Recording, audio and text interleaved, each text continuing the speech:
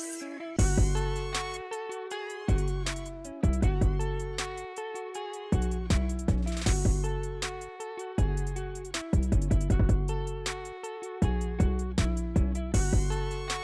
Welcome to Two Balls and a Mic. We are here with a special interview with a very prolific person and individual in the San Diego soccer community. You might know him as the vice chair of the Midway Pacific Highway Community Planning Group, or you might know him as the guy that has a sweet suit on Twitter. Please welcome Dike Anyiwo. Did I pronounce that correctly, man? Yeah, you nailed it, both first and last name. So thank you very much and pleasure to be here. 100%, man. And it's always we go with the Spanish version, and that usually gets us in the clear. Correct. But thank you for your time, man. And we've been wanting to set this up for quite a while. Honestly, the spark first came up because we had a little bit of an interaction on Twitter. DK and Two Balls and a Mic did, where we falsely started spewing misinformation about what was going on in the stadium. You putting me in All that? I'm gonna say is that it Had he was checked in with me about that tweet first, I would have corrected him as well. Like, hey, no, they already announced that. So, are you gonna throw up that tweet real quick? yeah. So I'm actually gonna throw just because Ooh. we did do some. There is some investigating. There is some quote unquote trying to be a journalist here. But we had said that pretty much, hey, let's build a stadium here. Maybe we can get some World Cup games and whatnot. Maybe an actual game. That'd be great. Boom, quick with the quickness, like those Twitter thumbs with the accuracy, perfect punctuation. Totally. False. And then Potential got the fastest thumbs in the venues. West. Potential venues/sites were included in the bid to secure the tournament, barring some unforeseen rule changes. The best case scenario is we host some pre-tourney and warm-up games. Everybody was on like they torched us, and that was our first experience with being just exposed and being incredibly wrong. And I'm just glad that we are in a community that isn't afraid to point that out, right? Because it's true. Like if we're considered and we're trying to be whatever it is that we're trying to be, I think it's fair that we have accurate information. And there is nobody with more accurate information as far as what's going on down at the Midway District, where I was actually on Monday for Monday Night Raw. But hey, man, the sports arena needs to go. It's been the same thing for a while. So, DK, take us into what's going on right now. If let's say I'm just a regular San Diegan, and the last thing I know about sports or the district or the sports arena district is that's where Shakira performs and some soccers and $1 Bud Lights for hockey games happen. On Fridays. Yeah. Okay, yeah, that's a good question, a good way to roll out. So you mentioned the vice chair of the community planning group for the neighborhood. So I'll kind of start from that point of view. So I've lived in the Midway District for almost 7 years now. I've been here for quite some time. Same house, same room, continuous. But about 3 years ago, 3.5 years ago, I got involved in something called a community planning group, which up until a few years ago, I didn't even know what it was. But basically, City of San Diego has 42 different sort of recognized communities, and each of those communities have what they call a planning group. The City of San Diego actually recognizes these groups. They're all volunteer based. You can qualify for being on the board, as they call being part of the group, by either being a resident of a neighborhood or a property owner or a business operator. So you don't need to own the ground where your business is, but if you happen to operate a business, you qualify. And so a few years ago, I was made aware of the fact that there is a Midway District community planning group. And at the time, obviously, in addition to being a resident of the neighborhood, I was taking a year kind of trying to run my own business. So I kind of qualified on two counts. And what's really interesting about these planning groups is they are officially recognized, like I said, advisory bodies. They work with the city's planning department to go through all land use decisions and designations in any given neighborhood. So whether you're talking about housing or commercial, like what they call residential, commercial, industrial, all these different zonings, it's actually quite wonky. It has nothing to do with soccer. But that group, that this body that I've been part of now for about almost 3.5 years, is involved and responsible for zoning and planning and all these things. So in 2018, right about the time that I was coming on board with the group, they had just officially updated their community plan. Oh, look at you. Their community plan, which kind of rezoned the Midway district. And if, for the viewers and for the listeners, for those of you who are familiar with this neighborhood, the Midway district has for a long time been very highly industrial and commercial. And, we got a lot of warehouses in addition to the sports center. We got a lot of warehouses, a lot of big box stores, not too much actual residential uh, dwellings or development of any kind, really. And so in 2018, they redid this community plan. They changed the zoning tremendously. And as a function of that zoning, they also kind of talked about what they wanted to see happen on the sports arena site. So you fast forward a couple of years, there were two little hurdles we had to clear. There was this big thing called Measure E this past year. I don't want to go too far off the beaten path, but basically, we had to, in order to really realize the vision from that community plan, we had to go to the ballot box and win this Measure E thing, which enabled us to build over 30 feet. So that's encouraging. We were successful there by quite a large margin.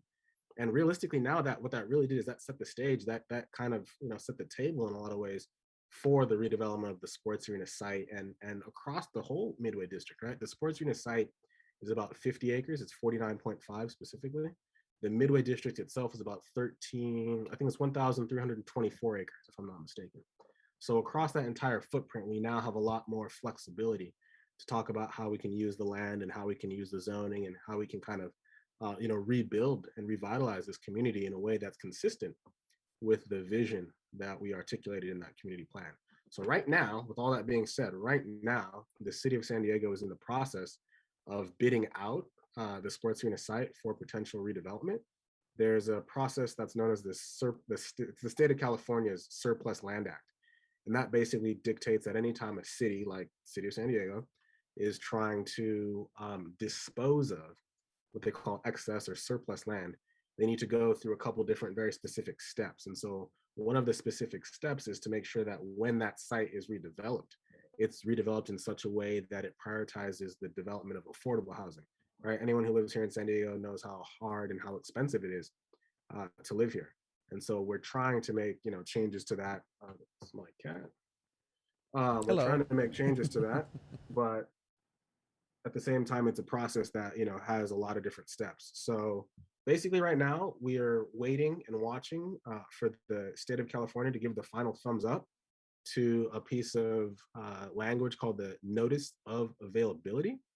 And once that gets sort of greenlit and gets the thumbs up, then we open the real floodgates and we get to see what kind of proposals come in this time around. As you may recall, some of your listeners may remember, last summer we did something very similar. It felt like we kind of did this already. There was a whole RFP process. It turns out like that thing had to get unwound and redone. And so where we are today is, like I said, kind of just waiting for the state to give the final thumbs up on the language of this notice of availability. And we're going to kick off once again. So does this typically happen in all cities where a stadium is either going to be redeveloped, an area is going to be used for something in terms of maybe housing development, but it just seems like San Diego particularly has issues when it comes to getting some of this stuff done. Is this something that's just specific to San Diego? I know just government and all those land grants and whatnot do take a while. There's just so much bureaucracy and whatnot, red tape, but it seems like in San Diego in particular, it just takes a little bit longer. Is that the case? Yeah, and I think it's true that in general, California, if you compare it to the rest of the country, has a lot more rules and regulations than most other places across the country. But even within the state of California, we've struggled for a number of years for a number of reasons. I think personally, I would chalk it up to two main things. One, the simple scarcity of land. Right, we got the Pacific Ocean to the west. We got the country of Mexico to the south. You go further east, it just gets more dry and deserty.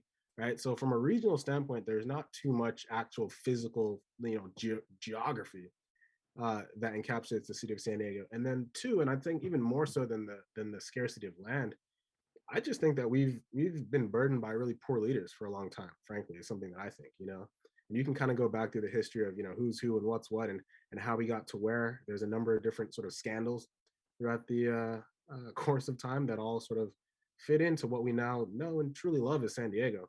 But yeah, we kind of suck in the grand scheme of things is kind of how I look at it. We got room for improvement. And with humility, I like to think that I'm part of what we can be, right? I'm trying to push the city in a direction of improvement, right? Because we got a lot of room for improvement. So I mean, hypothetically speaking, if everything was to happen in a perfect world, right? What is that area? What would it look like? Who would play there? And what civic assets will be there? Yeah, and so what's really interesting is that that community plan that I mentioned, it's kind of like a guiding document. We jokingly refer to it as like our little community Bible, if you will. It tells us, all of what everything ought to be. So if you were to look at like a map of the neighborhood, you can see where the zoning is for residential, where it is for commercial. I think one of the big sort of headline sort of takeaways from the community plan update, the previous zoning compared to the current zoning, we change it so that there's room for another almost 11,000 dwelling units, right? And keep in mind, a dwelling unit it could be a 1 bedroom, it could be a 2 bedroom, it could be a 3 bedroom apartment. So we're talking about, potentially tens of thousands of people living here, right on the corner, kind of at the neck of Point Loma, if you will, nearby. Not only just the sports arena, we're familiar with Liberty Station, and just to the north of here, you take Ingram Street, you can get into Crown Point and PB from there. So we are really midway between kind of downtown and the beaches, and it's a good spot geographically. And so I think in an ideal world, were we to see the vision that's articulated in the community plan really come to life, we would see a lot more parks and open space. We would see, like I said, that residential development. We'd see a lot of a mix, though, mixed use, what they call, so a little commercial. And sometimes that's like, hey, you build an apartment building and there's like a coffee shop or a barber shop underneath, right? Sometimes it might be a grocery store underneath. So there's a couple different ways you can get creative with, the specific placements of some of these different sort of civic assets, as you mentioned. But I know one thing that we as a community and a community planning group in particular are really um, staunch about and really bullish about is trying to see how we can really develop the community in a way that fits, right? How do we make this community accessible for folks of all sort of transportation backgrounds, right? Biking, walking, transit. Yeah, we're not getting out of cars today, but it certainly is something that we should be working towards, right? So how do we cultivate this community in such a way that you don't need to drive everywhere for everything, right? You have a little bit more sort of opportunity. In addition to, so technically the Old Town trolley station is just outside of the Midway District, but the Blue Line trolley is coming online right now, and that's going to go all the way, from the border in San Ysidro all the way up to UTC and UCSD up Yeah. there. So, knowing that you're connecting all of this large area of San Diego, how can you kind of, like I said, build a community so that everything that we hear is complementary, that we have here is complementary to just society's needs, right? How do we facilitate more childcare? There's all kinds of stuff that I think is aspirational. It's a lot of what we're envisioning and looking to help sort of direct. But they say the devil is in the details, right? And the process how we get from where we are today to where we would like to be in the future, it's a lengthy one, right? And it's complex. So, I mean, I love everything that was just said. I love, hopefully, again, it's in a perfect world. We can include all of this, something for everybody, because that's what San Diego is all about. It's a giant melting pot. We answered the NWSL name this team thing, and then there was mentioned what are some of the most important things to you, and we were like, well, community, I guess, and that's something that we've come to realize too, because before anything we're just like sports, but we've come to be ingrained in this local soccer community per se, and it's more diverse than we ever thought. We know more people that support the U.S. men's national team than I've ever known in my life, and it's just weird. And not even that, we've met other people that have different points of view in the sport, and that's fantastic. But what is gonna, not to be and bring it down, but what's stopping and what's hopefully not a pitfall for all these things to happen, but what are the hurdles and what are the challenges other than the red tape in a sense, right? So why hasn't these great ideas happened yet, or why might some just be forgotten just or preferred for others? Yeah, like what's the holdup basically, Yeah, right? Like we know what we want, how do we go get it? exactly. Yeah, no, it's a good question, and in some ways something that I've had to learn and I think really just adapt to is the fact that things take time. Government, bureaucracy, it shit takes way too long for my liking, frankly. I'm not super impatient. I actually think I'm pretty patient. But blimey, man, these folks, there's a lot. I mean, there are a lot of issues. On one hand, like the city of San Diego, in and of itself, cash strapped, right? Really, really tight budget. They don't have, frankly, the amount of staff in all the departments that they need staff in to really actually move things at a pace that is more in line with our expectations, right? To be fair, I also think that, we live in this society of instant gratification, right? I ordered something on Amazon yesterday, it got to me today. Like, we're all used to that. And so that's just not how the public sector, frankly, works. Um, I don't think that there's too much like red tape insofar as like there are conflicts of interest or anything. I think that with the sports arena site in particular, as we talk about the Midway District, like I said, we updated the community plan. It was, I think, September of 2018 is when it was officially like complete by the city council. Um, Immediately after that, we started working on this Measure E thing because, frankly, from a development standpoint, and this is something I've only learned in the last few years, but as the development industry goes, regulatory certainty is a big thing, right? The way that folks put together, whether it's a private deal or a public-private deal, there's just a lot of like back end finance stuff that is complicated when you don't know, if you don't have some level of security or certainty as to like what the rules that you're playing with, right? So this question about the 30-foot height limit in the Midway District was a real impediment for these last couple of years. And I think that even though we updated the community plan in 2018, we didn't see any significant movement until we were able to come to the ballot in 2020, right? November 2020. That's the first available election after we updated the community plan. That then put us in a position, okay, officially 100%, do away with that height limit. And now folks have a little bit more clarity, a little bit more certainty as to what can be done, right? What could we build here in the Midway District? And so I think that's a big part of it as far as why we haven't seen it to date. And then specifically, even on top of that, like I said, with this sports arena thing, the height limit campaign was kind of going on concurrently with the previous RFP process for the arena.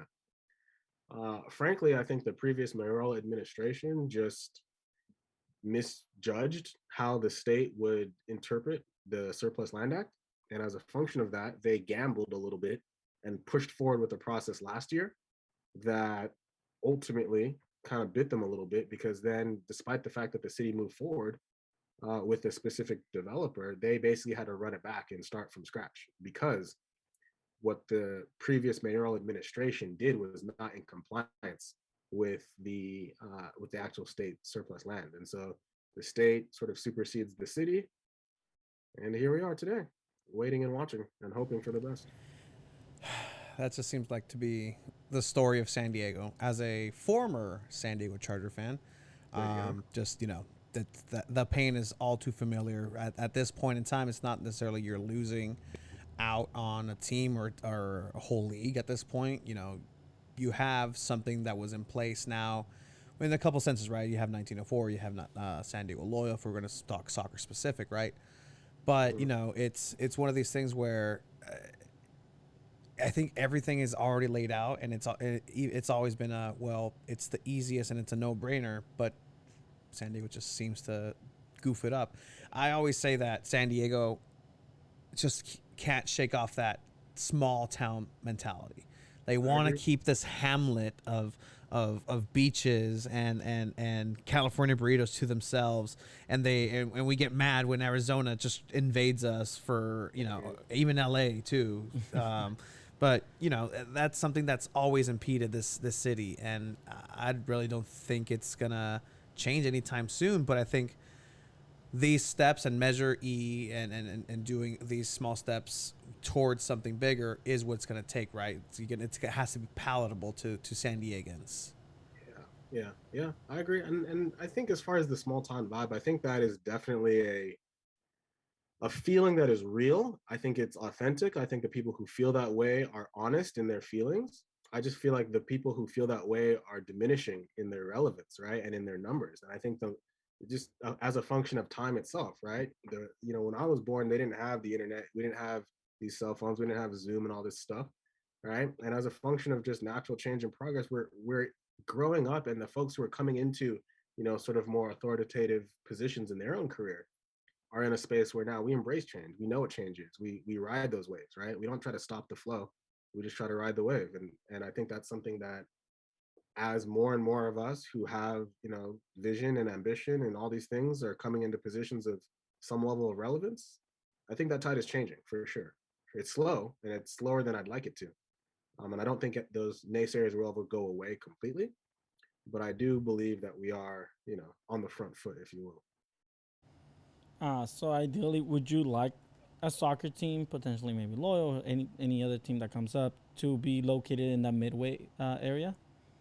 Yeah, I mean, I think that'd be cool. Like, obviously, so last year when the previous effort went through, Loyal did submit a bid. They did go in with a couple different partners to try to build a modular stadium here in San Diego, and specifically here in the Midway.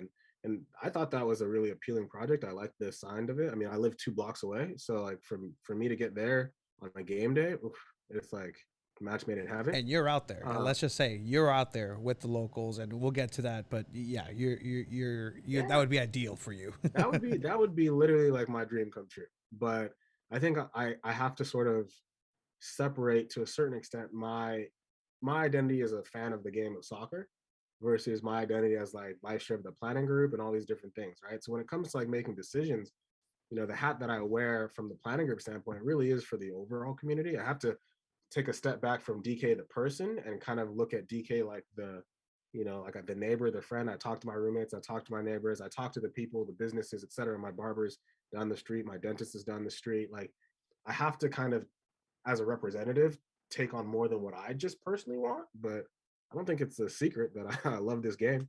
I don't think it's a secret that I would love to see a stadium there 2 blocks away. So if there was a way to make that happen, I'd be very curious to hear how that might come to fruition.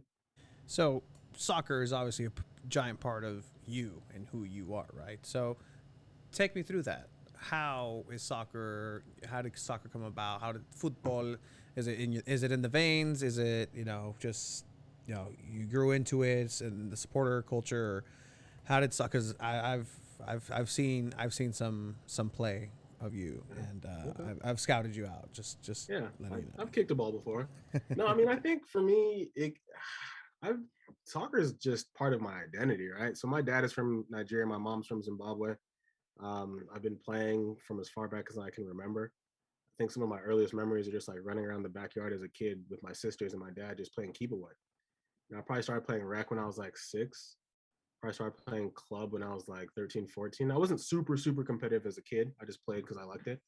But I started refing when I was 12. I started coaching when I was like 16 to get my, what do you call it, community service hours through high school to graduate. I just coached my cousin's team in town. Um, I started coaching when I was in college, actually. Fun fact, I went to UC Riverside, and my senior year there, I was an undergraduate assistant coach with our men's D1 program. Oh wow, And fun fact, the head coach at the time was a guy named Junior Gonzalez. Junior Gonzalez is now the head coach of our friends at LA Galaxy 2.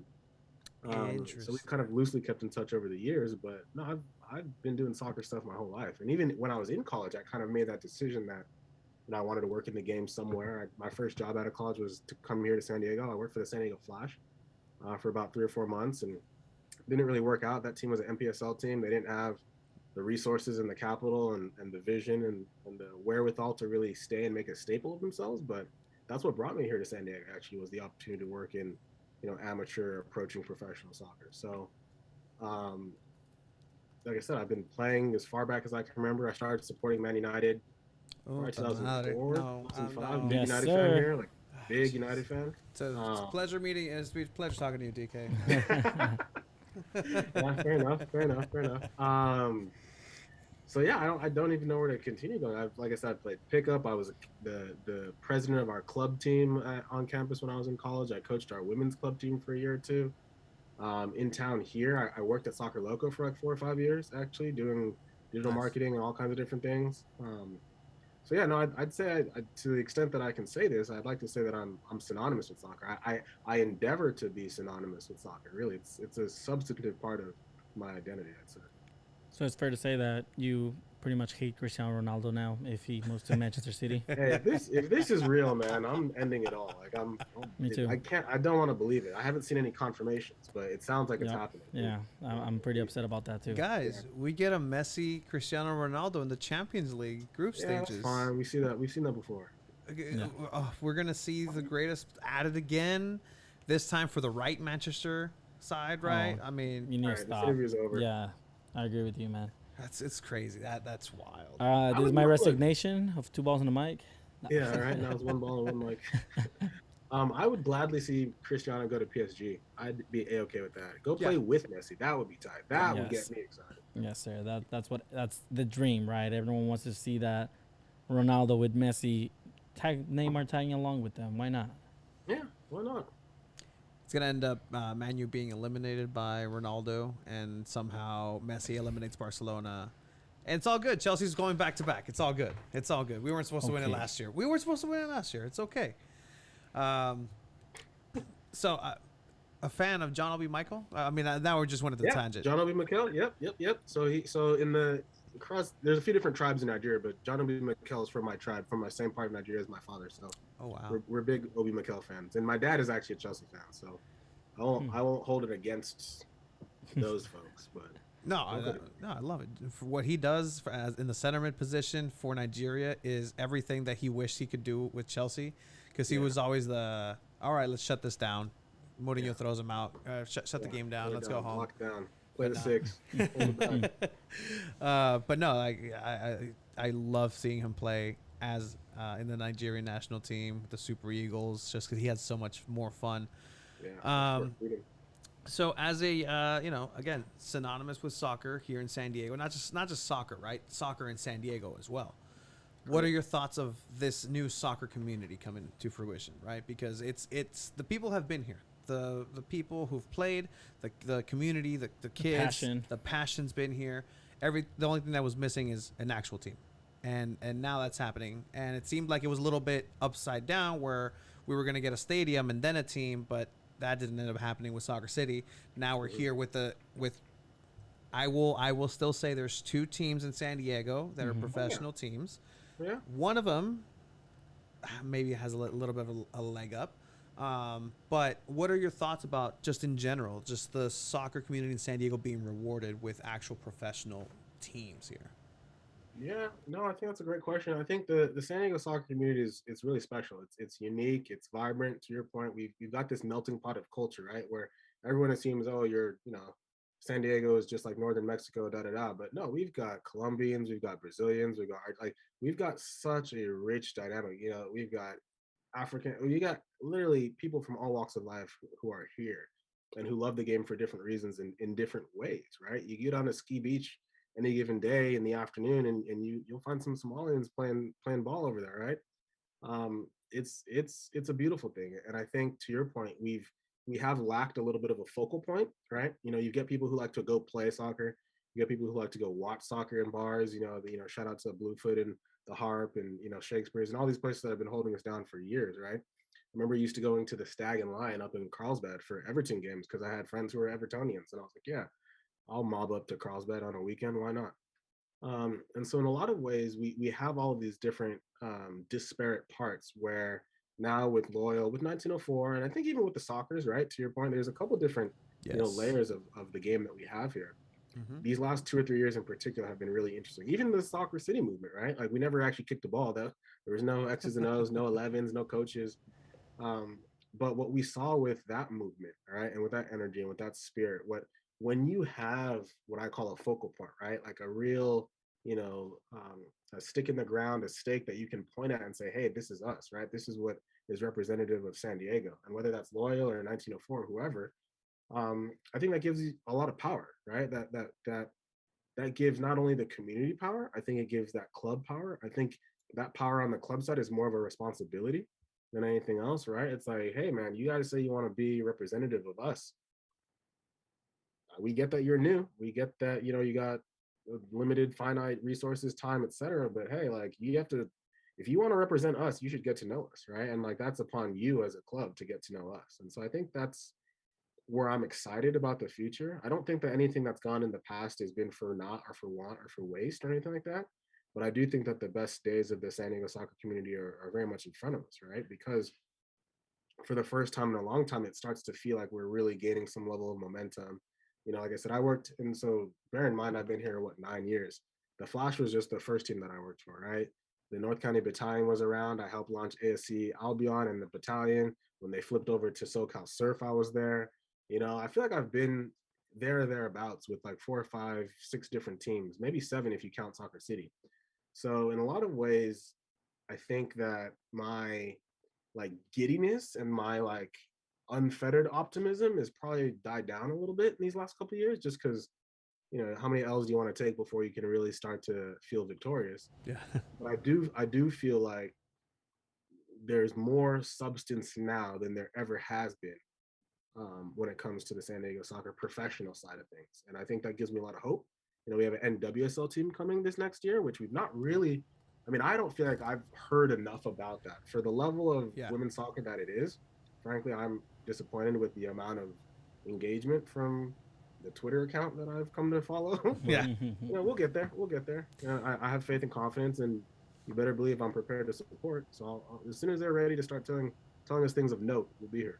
No, exactly. And we actually have somebody slated from the NWSL San Diego team coming on soon to talk about, What's going on? anything really. Anything really. So like, if you're listening to this a couple weeks ago, and I'm like, that's great. if you're out there, you have any questions about the project, the branding and whatnot, because San Diego really cares. If there's one thing that they care about, it's the branding and whether they get it right, wrong, in between where they're at. That's something that's very, very important to San Diegans. What a lot of people want is Christina Birkenbrough to sign with that team, right? Christina Birkenroad, yeah. So That'd be great. That'd be great. Yeah, give me some Berkey out here. I'd support that. So with everything that you mentioned, how essential eventually would it be for San Diego to have an MLS team? How essential would it be for Dike for San Diego to have an MLS team? I think that'd be massive. I think, like I said, if you peel back the layers and kind of take a big step back, the reason I moved here in the first place was to ideally contribute to the establishment of an MLS team here. Obviously, USL was a completely different league 10 years ago when I made the decision to move here. And so in a lot of ways, I think also my understanding of the game and of, soccer culture and supporter culture and what, these different teams mean to their actual local cities and home environments has evolved and adapted. I've only learned more in the last 10 years, obviously. But I would say that it's like I said, it's the reason I'm here. And so I don't feel like personally I'll be able to declare victory on my own ambitions until we have that team here, in some way, shape, or form. Right. And so it doesn't necessarily need to be today or tomorrow, in my opinion. It doesn't need to be 5 years from now. But that's the reason I came here. And I promise you I'm not leaving without. And I can't say thank you enough as somebody who has helped the soccer community be able to reach this, right? Because you've been working at it and you've been working tirelessly, and even being part of the community, the committee, it's on a volunteer basis. So all those hours and all that hard work, as a San Diegan and somebody who likes soccer as much as I do and just is part of it and is part of me, just thanks for people like you who are doing that work, who are passionate about it. And that's something that we came into not really knowing how rich it was. Even though we were here, we independently liked the sport, liked the culture for our own natural or nationality backing reasons. But it captivated us. The San Diego soccer community has captivated us. We didn't think we were ever going to talk local soccer as much as we did. For an hour of the podcast. For an hour of, And, it's a giant part of who and what we are. And again, thanks to San Diego Loyal, who has given us the opportunity. They could have very well just said, you know what? No, you're just a podcast. And I was actually told that by a couple of people at Loyal. We're actually going to say no to you. It was... I'll let you know off camera, 100%. Because then they really won't let us back in. But no, it was. I'm very thankful for that opportunity, and your work has been acknowledged, and you were on the pitch at Torero being acknowledged for that work too. Tell me about that. How was that? How did that unfold? Yeah. The Loyal to the Soil starting 11. That was a surprise. I mean, obviously, I think one of my superpowers is I know things, right? I talk to people and I have a decent network. But honestly, that was a legit surprise. I had a sense that maybe I was in the running. But for a long time, like I said, I've just done what I can to help support all soccer at all levels, right? And so with Loyal, I knew that they had Different states. That's I knew that they had a big day with 619 Day, and I work in a space that, and I think through a function of me being on the community planning group, I've got just good relationships across City Hall. So I was able to actually draft this proclamation and get it sent over to the City Council President's office, helping to declare 619 Day officially recognized as 619 Day in the city of San Diego. And so that was sort of from what I understand, that was the reason that they decided to kind of give me that honor, which I appreciate very much. Like I said, I came here for a very specific reason, and I don't want to feel as though I'm like arrived or accomplished. I feel like there's so much more work to do than even all the work I've done so far. But it was a nice moment to kind of peel back and kind of acknowledge the fact that we have come quite a long ways as a soccer community. You know, the Loyal as an organization, just in their short 2-year life, right? They've ridden the wave of an entire global pandemic. And here we are, you know, scoring goals, getting buckets. Maybe not as many W's as we'd like, but we'll get there. I'm not tripping about that. We won that night for sure. That was the first time we beat Phoenix. Yep. And yeah, it was a real proud moment for me. You know, incidentally, that day, June 19th, is my younger sister's birthday, and I kind of knew that maybe there was a special thing happening, so I invited my family out. I didn't know for sure until like halftime when they said, "Hey, come here." But yeah, it was cool. My whole family was there, both my parents, both my sisters, and it was a good moment. It was nice for them, my family, who doesn't live in San Diego, to see why maybe I don't come home every weekend, because I'm always grinding, doing things here. Yeah. So it was a cool moment. It was for sure cool. I really appreciated that. So it was also 619. It was also Juneteenth, right? It was Juneteenth. It was Yeah. 619 Day. It was Pride Celebration Day or something. And they did a Pride celebration. They opened the Rainbow Loyal section that day, yeah. I believe. Yes, the Rainbow Loyal section with Mayor Todd Gloria, who, by the way, man, Yeah. great guy, Yeah. fantastic Yeah, guy. But yeah, big Loyal fan too. I like to see that. Yeah, 100%. So with all that said, do you think Loyal has done enough to, when it comes to working with the community, when it comes to representing everyone that is part of this community? Because they say they do, and they do walk the walk, but has it been enough? Has it been the correct way of going about it? There are two questions there. I think has it been the correct way? Yeah, I'm content and pleased with the way that they've gone about doing things. Obviously, there's one of my mottos in life is there's always room for improvement. But the first question I heard you ask is, have they done enough? And my simple answer to that is no, right? And not so much because they're not trying or not doing or they're not working. You know, everyone there is doing a phenomenal job. I just don't think they will ever be able to do enough, right? The city of San Diego, the community we have here, there's a symbiotic relationship, right? There's no point that you ever like come home at the end of the day, put your feet up and say, okay, I'm done for now, right? It's ongoing, everlasting, nonstop. You don't get to take days off. There's no such thing as enough, in my opinion, when it comes to building the relationship, building the bonds, strengthening the community, and continuing this existence, right? This is an ongoing, everlasting thing, and you'll never be able to do enough. We will never be able to do enough as a community, and the club will never be able to do enough. It needs to be perpetual, in my opinion. But as far as the timing, the pacing, the scale, the scope, I think if you take a step back and kind of be a little bit more just, I think, objective, right? You know, you factor in, like I said, there's been a global pandemic in this year and a half that's dominated their existence, and all of the things that are going on. I think they've done a remarkable job, really.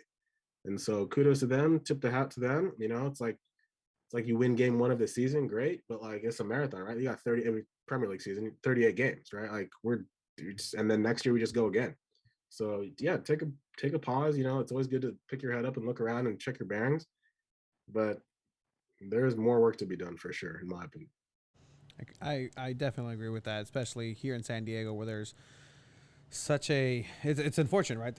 There's so many different things you can pick to help. You can, help the immigration, migrant workers. You can help the homeless population, the veteran population, just the families that are under the poverty line, which are, in San Diego.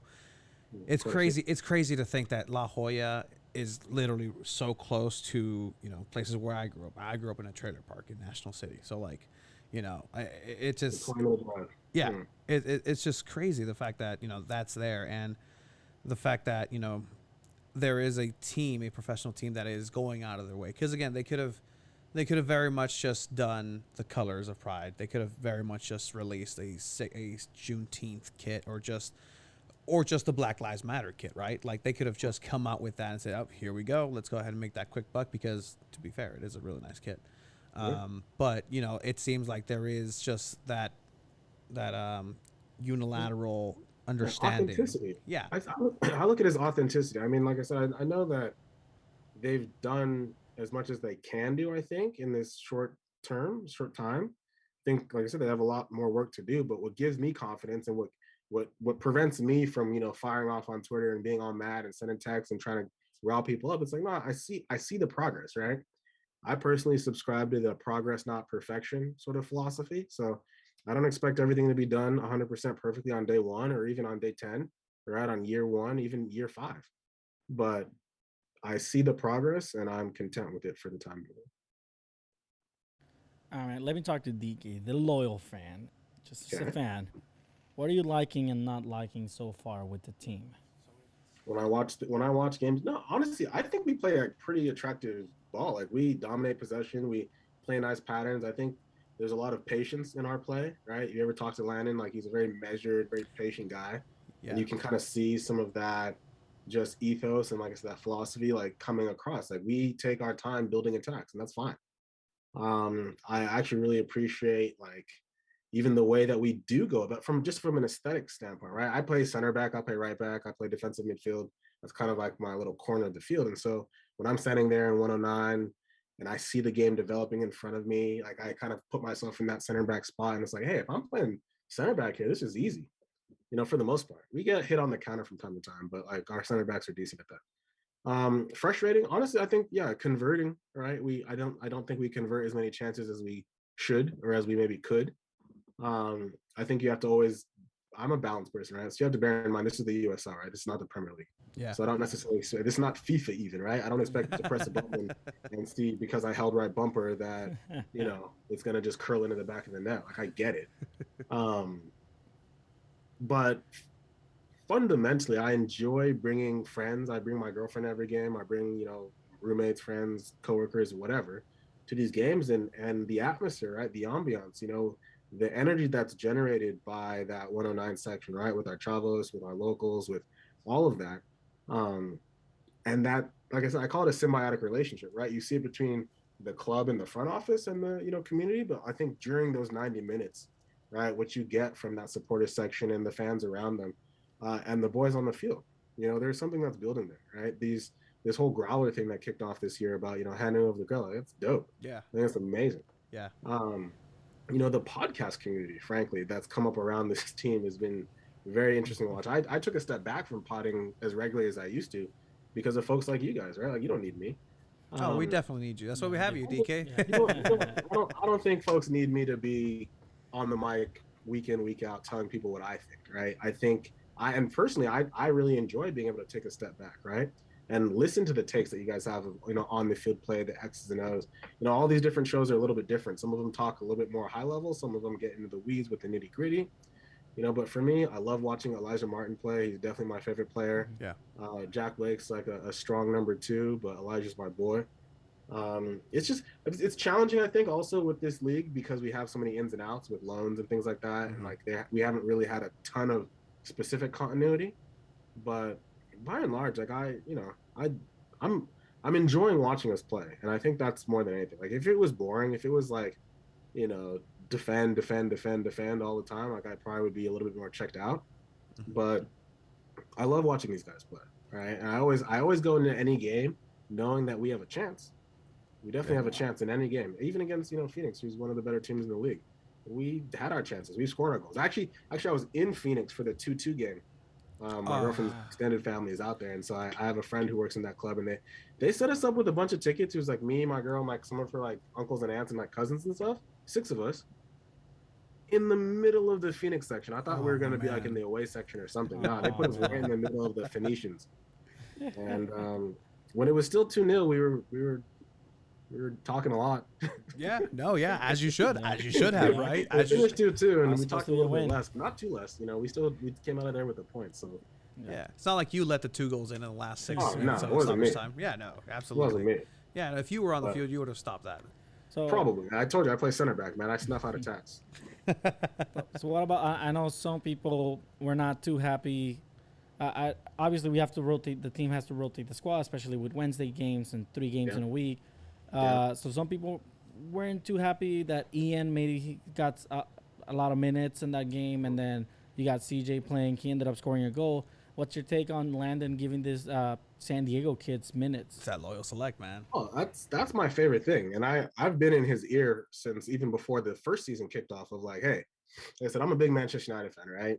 And one of my favorite stats, or one of my favorite things about Man United is, I think it's like the last 84 years or something like that, for like over 3,000 consecutive first team games, there has been at least one academy player in the squad. So sometimes on the bench, sometimes from the 11, sometimes it's 3, 4, 5 starting. But for Yep. 3,000 consecutive first team games, there has been at least one academy graduate in the squad on every given match day. And that is like my favorite thing. And so my whole ethos is, yeah, play the kids, man.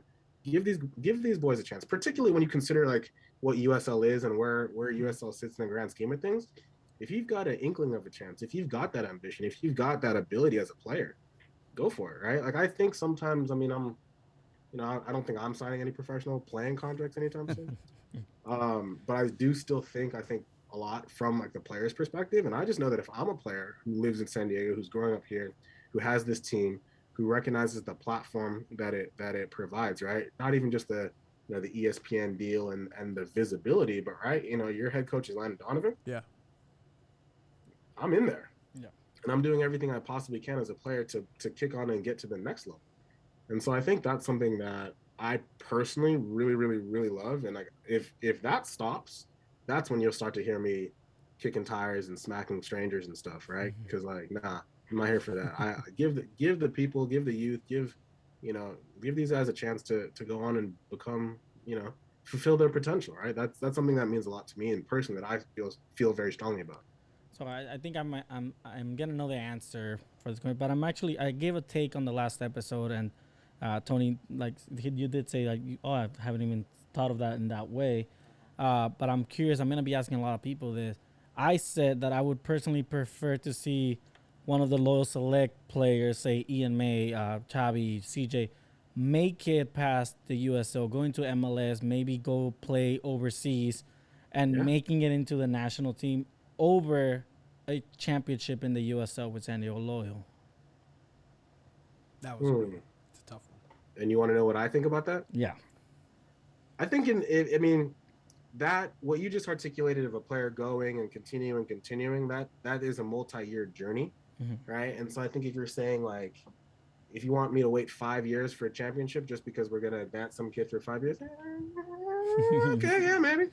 But I mean, in the immediate short term, right? I think if we could win a championship with these kids, that's really the best of both worlds, right? And I don't mean to take a cop out to your question. No, no, no. I think personally, I would like to see us win trophies. I wouldn't say I demand it this season or even next season, but I want to see us challenging. I want to see us, like I said, making that progress. Right, last year just outside the playoffs, and I don't want to give these guys too much slack because I think it's important that our expectations are very clear. But as a year two team making the playoffs, I would consider that success. Right, next year three, go deeper than you go this year. At a certain point, we have to win the thing, right? Yeah. I don't know that I'm going to give like an arbitrary deadline of like within 5 years of existence win a title because there's teams that have existed for a lot longer than 5 years who have never won. But frankly, like I said, in the grand scheme of things, knowing what like this level of soccer really is, and frankly, knowing what this like local environment, just Southern California itself, much less, I mean, talk about just San Diego County, the hotbed for talent that we have so much talent. And so I anticipate that we will continue to see players come in, these loyal select players continue to develop, move on. right? Let's get, some of these transfer fees sorted out. Like, we've got some work to do at the federation level on that, but like, let's start to build the ecosystem that enables us to ultimately do both, right? Win titles while continuing to give young players a chance, while continuing to move players on and let them go fulfill their potential at higher and higher levels. Right. And I think that's a comprehensive, like long term thing that needs to happen over time and that will happen over time. But frankly, like, hey, if we could somehow, I mean, we'll see how this year goes, but I would love to see us win a championship. And I think to the extent that we can, I think that should be the focus of every given year is to go win a title. Every single year, we should put ourselves in the mix, and we Mm, should expect it of ourselves yeah, as a club and as a community, that we should be in the running for a championship. absolutely. Yeah, but how dope would it be to see 2026 World Cup United States men's national team starting lineup 21-year-old Ian May at the left Right? back position coming out of San Diego. That'd be We would fantastic. love that. We would Yeah. love that, right?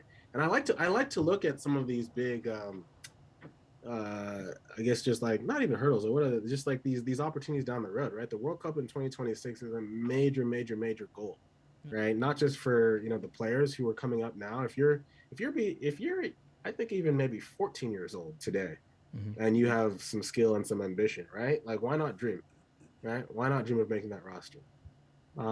If you're in your early 20s, right? Why not dream?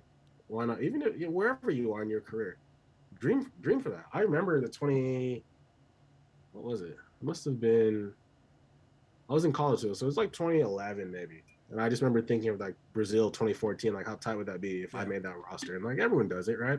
I was in my early 20s, like I wasn't gonna make it, but like it's so fun to think, right? To dream, right? The ability to dream and to believe and to hope is something that I think this game gives, which is a really, really important thing for humanity, right? Hope is a powerful, powerful thing. And I think that to the extent that we can offer that as a club to the players, to the fans, etc., I think that's a good thing. And it's a community that is still growing, as you were saying, and it's in its infancy. And from the, from the from the foundation of it, it seems like I said, it is genuine, and that's what I like about it, and that's what kind of drove me towards it. As far as like the supporters too, like that's a huge aspect of it, right? The supporters uh, are the ones that this team is supposed to be representing, and sometimes, especially with loyal, there can be some controversy with that. But speaking of, as far as like, and that's just in terms of like, hey, we don't agree what the name should have been or the crest should have been or the colors, and that's a completely different situation because this is what we have now, right? And this is what is representing this Exactly. city at this point. Do you feel that way too, or are you still, are or were you messaging Warren before he left and saying, hey, we need to change this team like 3 months ago? Yeah, no, I think you talk about like name and color specifically. Yeah, that too. Yeah, no, I think as soon as it came out, I stopped fighting. I had a lot of conversations early on about what it could be, and there's all kinds of group messages and DMs and things going on of like, let's put our ideas together. I don't think this is a secret. Like personally, I didn't love the name when it first came out. It's growing on me. It's only going to continue to grow on me. Colors I love, crests I love. I think the balance, the symmetry, so many W's, right? There's so many great things about it. Me personally, this is just Dike. Not that I'm right or wrong. This is just how I feel. I'm like real long-winded, if you hadn't noticed. I love to tiptoe and dance around the outside of things and kind of, frame things as opposed to like naming them straight on the nose. I think personally, like loyal was just like a little bit direct for my personal preference, but like, hey, Yeah. like I said, with great power comes great responsibility. And so, like, okay, you are declaring yourself loyal, so be it. That's great. Prove it. And like, don't expect me to be bopping around the stadium rocking your stuff until I feel as though you've proved it. And so, honestly, like between and I was involved, if nothing else, in certain conversations, like I said, well before naming colors got announced, well before the June 19th, 2019 announcement. Like I kind of feel like I was there in the background. um and so like I said, it probably took me up until the boys walked off the field in that last game of the season last year Mm-hmm. to really kind of turn the corner and like open up myself and say, you know what, like fuck it, I'm in. right? And like I said, that's partially a function of the fact that I've been involved in a number of different startups that have all failed in one way or another, right? Partially a function of, me having some level of digital marketing and just like comms background, just my own personal preferences and biases. But yeah, it took me a while before I considered myself a fan. Um, but the way that last year came about from start to finish, between that opening inaugural day, I was there obviously on March 7th, through the end of it. Yeah, it's been an experience, and I think that's part of where I can say now that I'm good with it. Mm-hmm. But yeah, definitely did not love it when I first heard the name. Um, but I'm here now. Even the locals naming event, which was at Bay City, which Yeah. is my go-to brewery, just around the way here. Didn't love the locals name when it first came out, but I get it. You know, I think that's like one of my curses. Like I don't necessarily like love everything, but I try to understand everything. Mm-hmm. And so it's like if you try to understand where they're going for, it's like all right, I get it, go for it. Yeah, and same thing, in another different aspect, right? Like Chavos del Hoyo, right? So they had a different challenge where it's like, okay, like they found the perfect name, 100% perfect name and perfect identity, perfect everything, but then you need to bring everybody else into it. Like you need to Yeah. explain what Chavo is, who Chavo is, why is he so important, and maybe not necessarily that he's important to the area of San Diego, but because there's so many Mexicans that are here, so many Mexican culture, Latinos that identify with Chavo and Chavo del Ocho, that in itself is just self-explanatory as to why we're gonna have this represent us. And it's a different side of the same coin, but in essence, it's like these are the hurdles that the supporter group have to figure out by themselves. And I think they've navigated well to this point. Yeah, and I think that's, like I said, it's a growing pain. Like I love stories and narratives, fundamentally, right? So no one comes out of the womb sprinting, right? No one comes, out of anything being immaculate from day one. But I said that process, right? That progress, not perfection. Like that's what we're here for, right? You know, I love it. So yeah, go for it.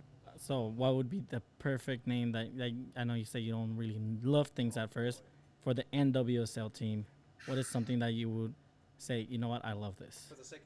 For the sake of time, we chose Sandcastle United, which is terrible. Sandcastle. I wouldn't mind that. I think part of the reason I don't talk too much about like what I like and don't like is because I'm really bad at making up names. I named my cat after a board game With, because I couldn't think of a good name. This is like 3 weeks after I got this cat. oh. So it didn't Um, have a name for I three don't. weeks. You said what? It didn't have a name for 3 weeks. I called her cat. I didn't know. I didn't. Frankly, I didn't know if it was a boy or a girl. So Oh, I was like coming up with all these different like names of different directions, and then I started going gender neutral, and then there's a whole other thing. But I don't know what would be a good name. I feel like I've seen what is my friend Mackenzie wants to name them like San Diego Burn or something like that.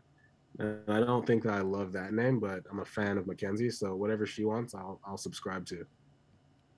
I'm down for that. I mean, Yeah. because that's the thing. What is? It's very hard to pinpoint what San Diego is in that sense, right? So Because many things. we can talk about what San Diego has in a sense, like, well, has good culture, but what is it? Is it just California burritos and stuff? Can't be called the California burritos, even though as local as that is. But what do you call a team from San Diego? And I think that was the difficulty with Loyal. 1904, arguably, sabes qué vato loco? I've always known about 1904, homie. So it's all good, bro. Yeah. But like Loyal is like, okay, in Spanish, how do you say that? Loyal, like it Yeah. sounds like leal, which is the translation of it, but the name is loyal, which in Spanish kind of sounds like hoyo, which is hole, and you have that whole thing. But no, it's gonna be interesting, and we're actually gonna be.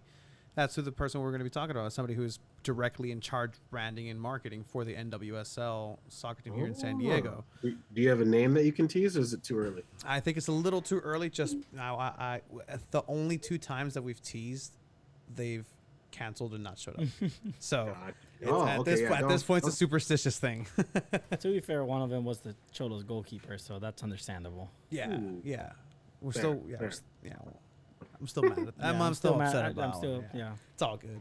But no, it's hard to pinpoint something that's authentically just 100% San Diego, because there's such a transient community of cultures coming through, diverse community from down south that comes over here. It was that's If what is San Diego? Yeah, so one thing I'll say, and like I said, I'm not great at naming things, but I think I can capture the essence. Like one thing that I've taken from my time here in San Diego, whenever I have friends who come visit or people move here, they always say like, "Hey, it's like really easy to like meet people." It's like not everyone is always like gonna follow through. We got a lot of flakes in this town, and sometimes I'm one of them. But San Diego in general, I think is very accommodating, very welcoming. It's very easygoing, right? We go along to get along in a lot of ways. And for better or for worse, I think that is a thing that is true about San Diego. Like, I don't think it's hard to make friends at all here. And so, what I would just say is like, if we were going to name an NWSL team, something that is in line with like this essence of just like the ease, right? The ease of access, just the breeziness by which we just kind of go along. I like that. I like it. Yeah, the breeze. Ooh, I like ooh, that. San Diego San breeze. Diego breeze. Okay. All right. Hmm. I mean, I think I'm gonna go back and redo that thing on my own because the podcast was the one that submitted it. Yeah. Okay. Okay. Yeah. San Yeah. Diego Make a note of Breeze. that. You heard that here first. But I don't need credits. You can rock with it. It did ask, would you want it to be like an SC, FC, United, Sporting? I don't know if I want to see SC. Soccer club. I'm not a huge fan of the SC. I mean, I get where it comes from, Yeah. but I think I'm traditionalist in some ways, romantic in a lot of ways. I definitely don't. I mean, unless we're actually merging things or uniting things, I don't think we need to call anything United. Yeah. Um, Sporting, sure. I actually think one thing that's really interesting, and this is a different sort of model than most clubs have in this country, but the idea of like a sports club, right? Where it's like, okay, maybe, and if you pay attention, like Real Madrid, Barcelona, they have basketball teams, they have Yes. swimming teams. Yes, Like they do. these are clubs that they're sporting clubs, right? And so, like, yeah, the football is always going to be on the front edge, and always the highest profile. But I love the idea of an overall institution that encompasses, whatever else, basketball, football, baseball, whatever. Um, I'd be okay with that. I could get down with that. I could see that being a model that I would support and get behind and not have any problems with supporting. But I don't know. I think it's an interesting idea. And that's why I feel like it would have been perfect had they, said, "Hey, hi, loyal, like, want to team up, las leales, las Yeah. loyal, Can we and talk about that?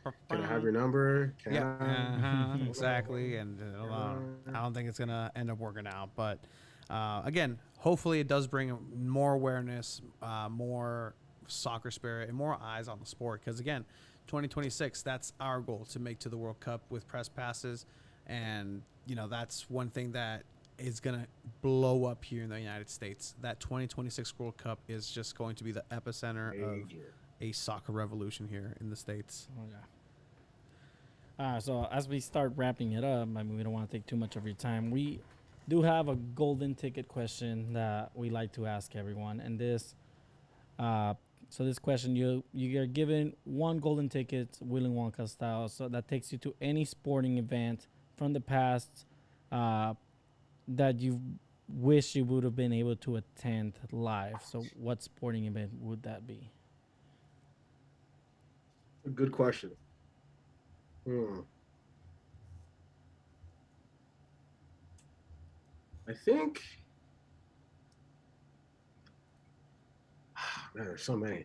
I think it's like the okay. I'll go with like a war, like just personal one, and one that's a little bit cliche. So slightly cliche. Like I said, I'm a United fan. If I could have been there at the new camp when Man United beat Barcelona to win the treble in '99, money. Like would have loved to be there. But even the FA Cup final, right? Even the FA Cup semifinal against Arsenal, would have loved to be there. Yeah. And then I think one that's just like a little bit more on the real side of things, just within recent years.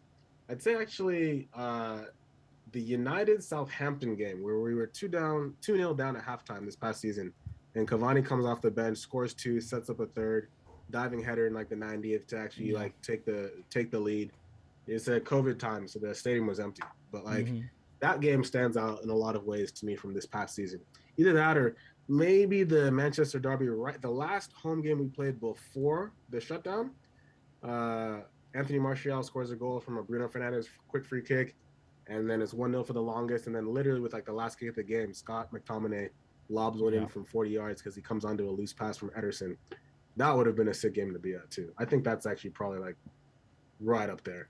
Man, I thought you were gonna say that comeback against PSG in the round of 16. Also, dude, we have too many. Yeah, That we was a have good too many one that I thought about. I comebacks. thought about the Manchester Derby when Wayne Rooney hit the bicycle kick. Oh Like, man, I remember waking up at 5 in the morning for that.